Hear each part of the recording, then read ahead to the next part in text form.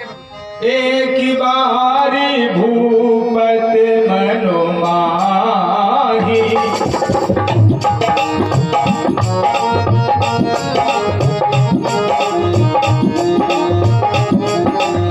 एक बारी भूपत मनो माही,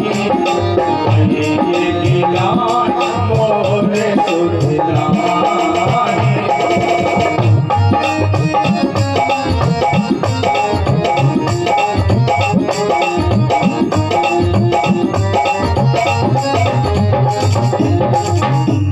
एक बार भूपत मन माही, वही गिलान मोरे सुत नहीं, मेरे कोई संतान नहीं है।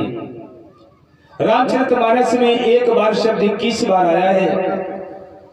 जब भी कोई विशेष बात होती है तो एक बार कहकर के संबोधित किया जाता है। एक बार महाराज दशरथ को गिलानी हुई कि हमारे कोई पुत्र नहीं है, हमारे कोई संतान नहीं है।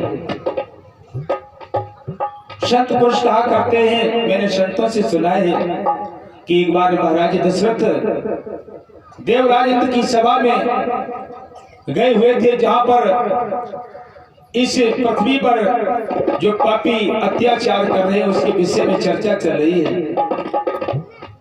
कुछ देवता कह रहे हैं कि महाराज दशरथ चक्रवर्ती सम्राट हैं, इनके राज्य में सभी प्रजा बहुत ही खुशहाल है, किसी प्रकार का कोई कष्ट नहीं है।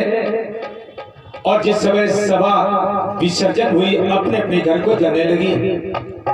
महाराज दशरथ उस समय जैसे ही वहां से चले हैं, बताते हैं वहां अपनी तलवार भूल करके आए, अपनी तलवार भूल करके आए और कुछ ही दूर निकल पाए थे। और इसी दौरान इधर क्या हुआ, देवराज इंद्र की सभा में वहां के जो सेवादार हैं, जिस स्थान पर महाराज दशरथ विराजमान हुए थे, उस स्थान को स्वच्छ किया जा रहा है, इत्र लगाए जा रहे हैं। और इधर महाराज दशरथ को यह पता लगा कि अरे मैं अपनी तलवार तो देवलोक में ही भूल आया हूं। आज पुनः लौट करके जैसे ही देवलोक में पहुंचे, वहां पर क्या देखते हैं कि जिस स्थान पर महाराज दशरथ विराजमान हुआ करते थे, उस सिंहासन को धोया जा रहा है, शुद्ध किया जा रहा है। महाराज दशरथ ने मन में विचार किया कि मैं चक्रवर्ती सम्राट हूं, जिसकी वजह से सिंहासन को स्वच्छ किया जा रहा है। लेकिन उस सेवादार को यह मालूम नहीं है कि यही चक्रवर्ती सम्राट महाराज दशरथ हैं। महाराज दशरथ ने पूछा कि हे अर्चक, इस सिंहासन को इतना क्यों स्वच्छ किया जा रहा है, क्या बात है? आज वो कहने लगा कि महाराज, यहाँ कोई अयोध्या नरेश महाराज दशरथ विराजमान हुआ करते हैं, जो कि निसंतान है, उनके कोई संतान नहीं है। और निसंतान व्यक्ति, जिसके कोई संतान नहीं होती है, जिस जगह पर बैठ जाता है वो जगह भी अशुद्ध हो जाती है। इसलिए इस जगह को शुद्ध किया जा रहा है। आज महाराज दशरथ को मानो एक साथ कई बिच्छू ने डंक मार दिया हो, आज स्वर्ग से मूर्छित होकर के नीचे गिरने लगे। और उधर आज जटायु ने देखा कि महाराज दशरथ स्वर्ग से नीचे गिर रहे हैं। तुरंत ही जटायु ने आज अपने पंखों पर ले लिया और उतार करके नीचे रखा और अपने पंखों से हवा करने लगे। और जैसे महाराज दशरथ को मूर्छा से आज जागृति मिली है, चेतना आई है, महाराज दशरथ कहने लगे, हे पक्षीराज, तुमने मेरी क्यों प्राणों की रक्षा की है, मुझे क्यों बचाया है? मुझे मर जाने दिया होता, क्योंकि मैं निसंतान हूं, हमारे कोई संतान नहीं है। ऐसे पापी जीवन को लेकर के हम क्या करेंगे? उसी समय आज जटायु कहने लगा, महाराज आप तो मन में संकोच न करें, ये तो परमात्मा की कृपा पर निर्भर हुआ करता है। आप मुझे वचन दीजिए, काश मेरे भाग्य से आपके घर में कोई संतान हो जाए तो आप अपना बड़ा पुत्र मुझे प्रदान करेंगे। महाराज दशरथ ने कहा, ये पक्षी, काश तेरे ही भाग्य से हमारे घर में पुत्र की प्राप्ति हो जाए तो अपना बड़ा पुत्र हम तुम्हें प्रदान करेंगे। इस प्रकार से महाराज दशरथ ने वचन दिया। वही दूसरे संत भगवान कहते हैं कि एक बार जो गिलानी हुई है वो कहां पर हुई, दूसरा वृत्तांत बताने लगे। जिस समय महाराज दशरथ अंतिम शासन कर रहे थे उस समय कौशल्या से कहते हैं, कौशल्या मैंने आज तक तुम्हें कभी नहीं बताया, आज तुम्हें बता रहा हूं, सुनो। एक समय सुन सुमुखी सयानी,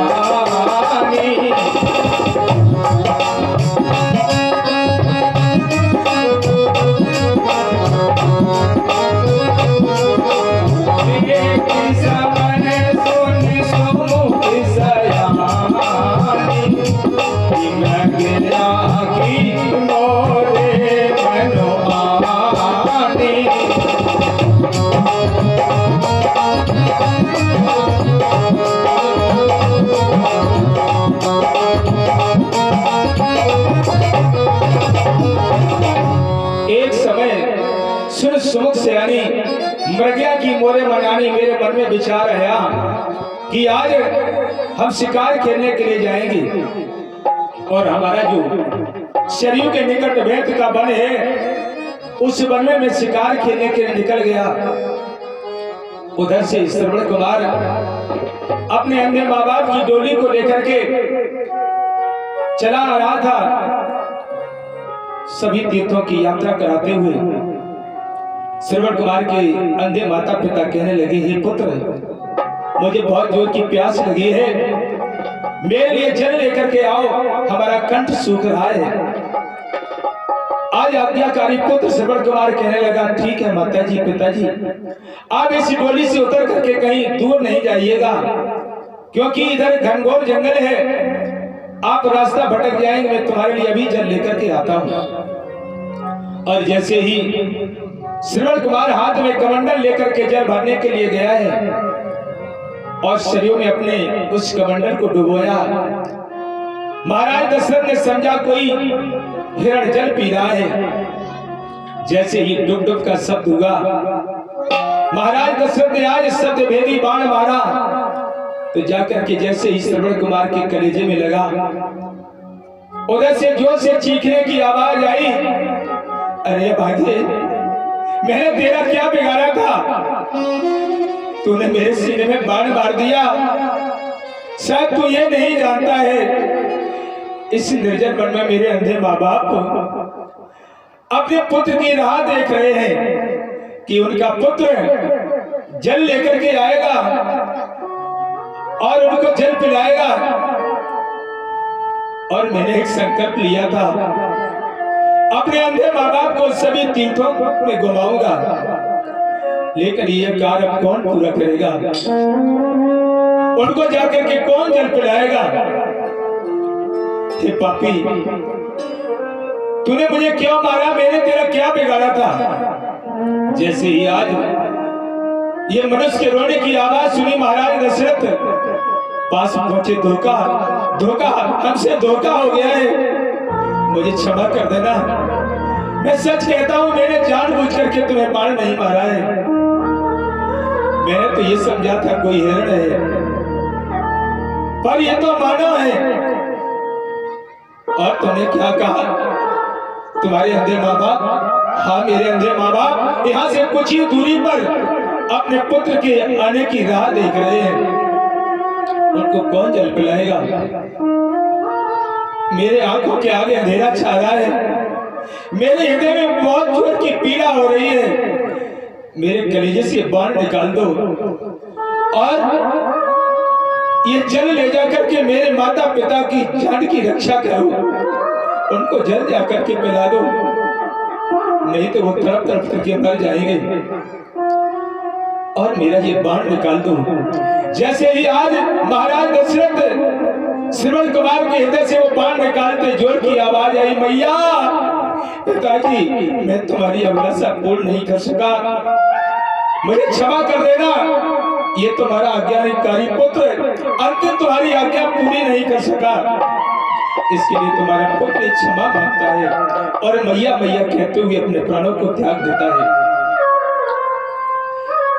आज महाराज दशरथ वहां से वो कमंडल लेकर के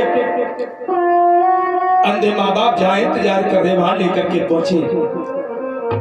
जैसे ही पैरों की आहट सुनी है, कहने लगे, पुत्र क्या जल मिल गया? लाओ पहले मैं पीऊंगा, मुझे जोर की प्यास लगी है। माँ कहने लगी, नहीं पहले मैं पीऊंगी, मुझे जोर की प्यास लगी है। लाओ पुत्र बोलो, पहले मुझे दो। तुम बोलती क्यों नहीं? क्या जल तुम्हें नहीं मिला? कोई बात नहीं, मैं आगे चल करके जल पी लूंगी, लेकिन पुत्र कुछ तो बोलो। तुम बोलते क्यों नहीं? तुम मेरे श्रवण कुमार नहीं हो सकते हो, तुम कोई और हो। उसी समय आज महाराज दशरथ ने धीरे से कहा, पहले ये जल पी लो। तुम कौन हो? तुम मेरे श्रवण कुमार नहीं हो। महाराज दशरथ कहने लगे, मैं तुम्हारा श्रवण कुमार नहीं हूं, पहले आप जल पीजिए फिर मैं तुम्हें बताऊंगा। नहीं नहीं, पहले बता ही मेरा पुत्र कहाँ है? महाराज दशरथ ने कहा, मैं कैसे कहूं? मैं तुम्हारे पुत्र का हत्यारा हूं, मैं पापी हूं। मेरे बाण के द्वारा तुम्हारे पुत्र की हत्या हो गई है, मुझे क्षमा कर दो। और तुम मेरे पास जल लेकर के चले आए, तुमने क्या सोचा था कि हम प्यास की वजह से तुम्हारा ये जल पी लेंगे? तुम हत्यारे हो, तुम पापी हो।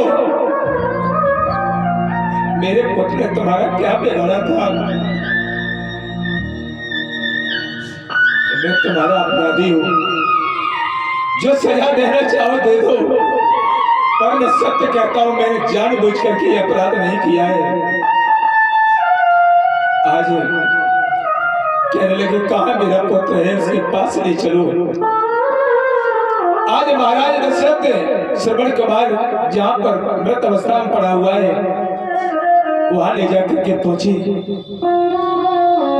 आज अंधी और अंधा अपने पुत्र को टटोलते हैं, पुत्र इतनी दूर तो मैंने तुम्हें नहीं भेजा था जहां से कोई लौट नहीं सकता, तुम्हें जल नहीं मिला था, लौट करके आ जाते पुत्र। और हाँ पुत्र, तुमने ऐसा क्यों किया? और सुनो महाराज, तुमने मेरे पुत्र की हत्या की है, मैं तुम्हें श्राप देती हूँ। जिस प्रकार से आज हम अपने पुत्र के वियोग में मर रहे हैं, उसी प्रकार से एक दिन तुम भी अपने पुत्र के वियोग में प्राण त्यागोगे। ये मेरा तुम्हें श्राप है। और आज हाँ पुत्र कहते हुए अपने पुत्र के ऊपर गिर करके दोनों प्राण त्याग देते हैं। महाराज दशरथ उनकी अंतिम क्रिया करते हैं और इसी दुख से दुखी होकर के गुरु ग्रह तुरते गयऊ महपाला, शरण लागी कर विनय विशाला। हे गुरुदेव, मुझसे अपराध हो गया है। आज मुझे एहसास हुआ कि मेरी कोई संतान नहीं है। कोई उपाय बताइए गुरुदेव, मैं निसंतान हूं। आज जैसे ही गुरु के चरणों में आंसुओं की 4 बूंदें डाली हैं, गुरुदेव ने कहा कि धरो धीरे होए हैं सुतचारी,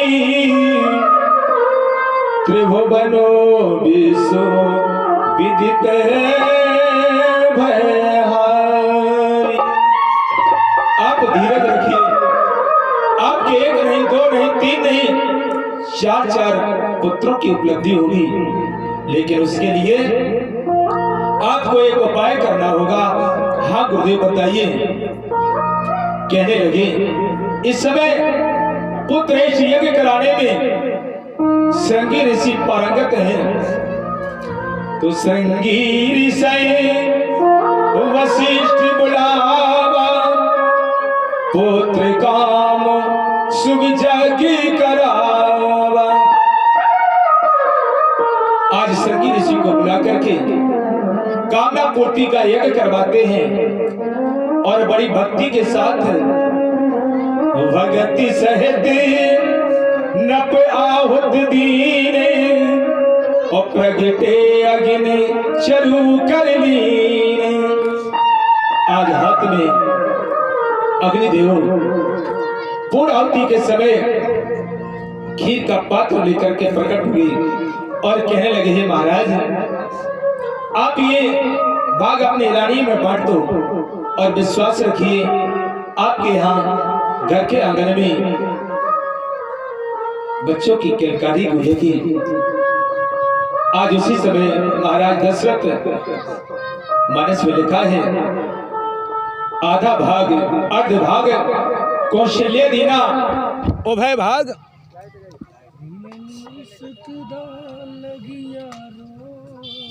नहीं नहीं मेरी बचने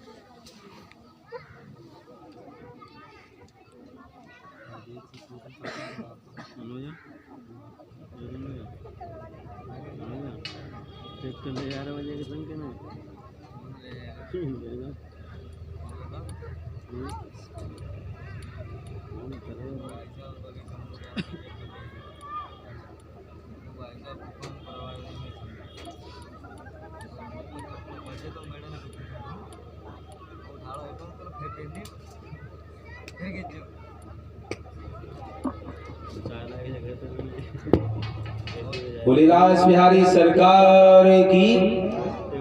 आज महाराज दशरथ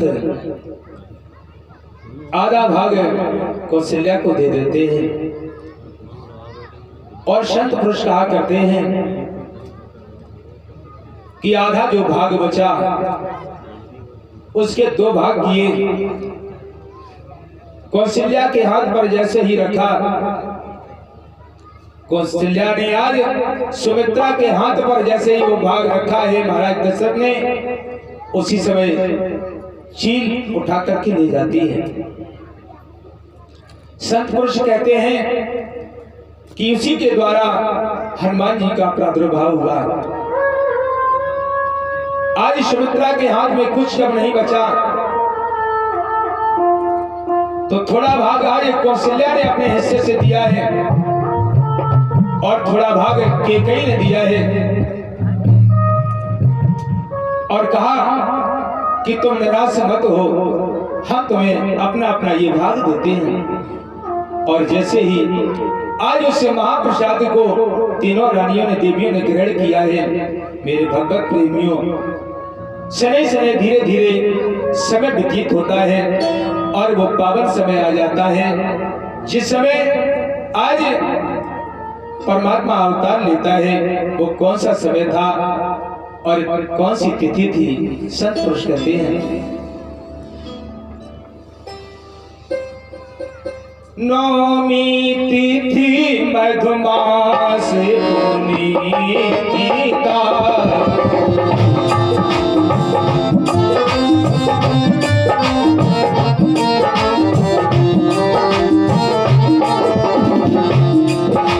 नौमी तिथि मधुमास पुनीता, सोगे पक्षी अभिजित हंसीता।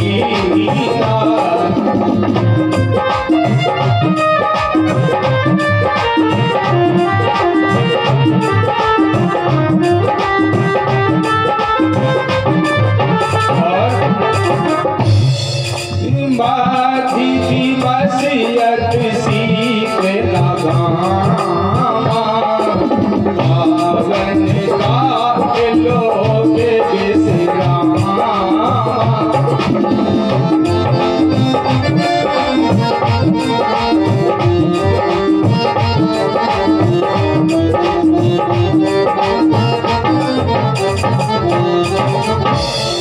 नवमी तिथ मधुमास पुनीता, शुक्ल पक्ष अभिजित हर प्रीता।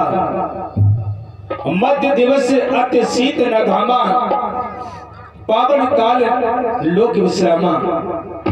मध्य दिवस यानी दोपहर का समय है, ना अधिक शीत है ना अधिक घाम है। नवमी तिथि है, मधुमास यानी चैत का महीना है, शुक्ल पक्ष है। और लिखा है निज इच्छा तनु निर्मित, माया गुण गोपार। विप्र स्वर संत हित, लीन मनुज अवतार। आज भगवान नवमी तिथि है, विप्र ध्वज संत हित लीन मनुज अवतार। अपनी निज इच्छा के अनुसार अपने तन को निर्मित किया है। और मेरे भगवत प्रेमियों, लिखा है दशरथी पुत्र जन्म सुन काना।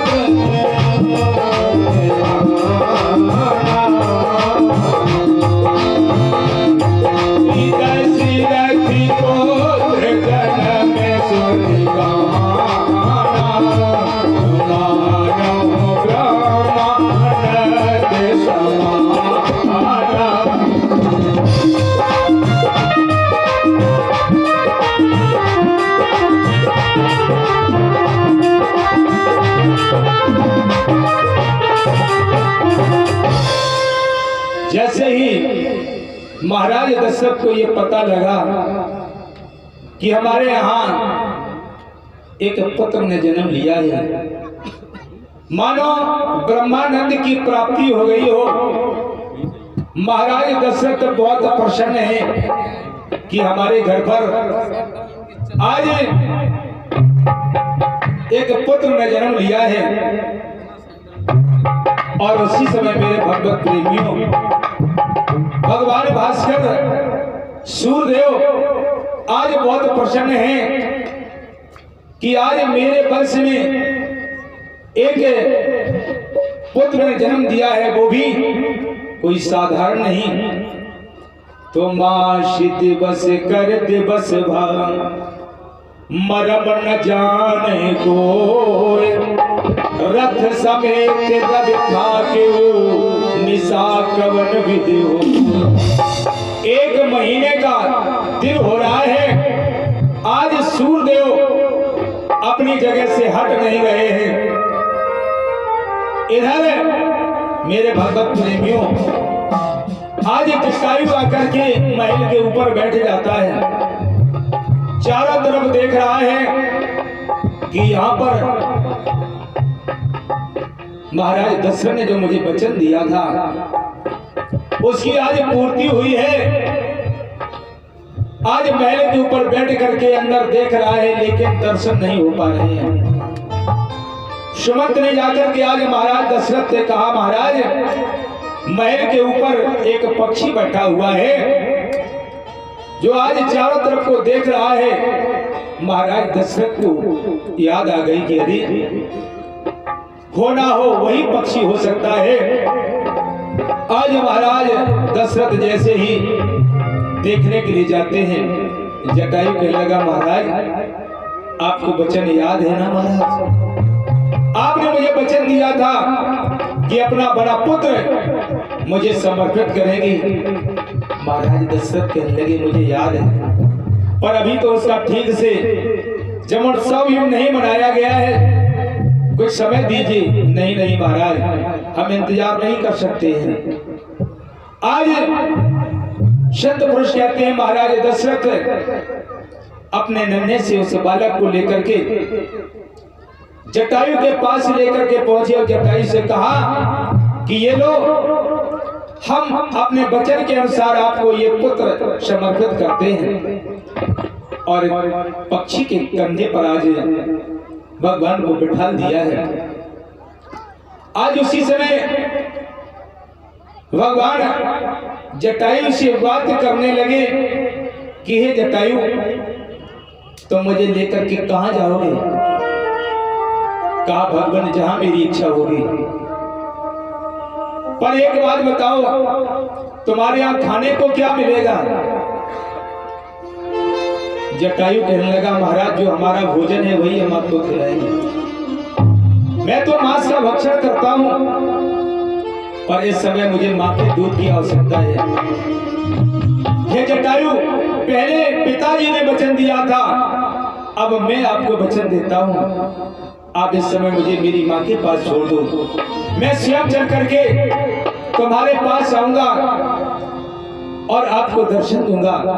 मेरे भगवत प्रेमियों, वही चौपाई मिलती है स्मृत रामचरण की रेखा, जो कंधे पर बिठाते वक्त देखी थी भगवान की चरणों की रेखा। आज जटायु महाराज दशरथ से कहता है कि महाराज, आप इस बालक को ले जाइए।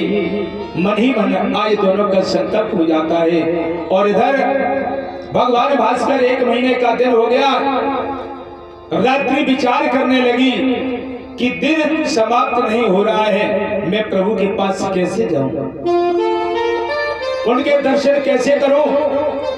आज रात्रि छिपते छिपाते भगवान के पास पहुंची, कहने लगी है भगवान, आपने दिन को तो धन्य कर दिया, रात्रि में कब जन्म लेकर के आएंगे प्रभु, हमें भी बताइए। उसी समय आज भगवान कहते हैं रात्रि, ये त्रेता युग चल रहा है, और जब द्वापर युग आएगा तो हम रात्रि में ही जन्म लेकर के आएंगे। उसी समय हाथ जोड़ करके चंद्रमा कहने लगा, हे प्रभु, आपने भगवान भास्कर हंस वाली किरण वाली सूर्यदेव को तो धन्य कर दिया, लेकिन चंद्रवंश में कब आएंगे? आप मेरी योनि को धन्य कब करेंगे? उसी समय भगवान ने कहा, हे चंद्रमा, तुम्हें भी द्वापर युग तक इंतजार करना होगा, और हम जिस समय तुम निकल रहे होगे तुम्हारे सामने ही अवतार लेकर के आएंगे। इस प्रकार से आज चंद्रमा को भी भगवान ने वचन दिया है। और इधर मेरे भगवत प्रेमियों, बधाइयां बज रही हैं, और बड़े सुंदर शब्दों में आप देवी जी के द्वारा बधाइयां सुनेंगे। सर्वसिद्धानि दीन सर्व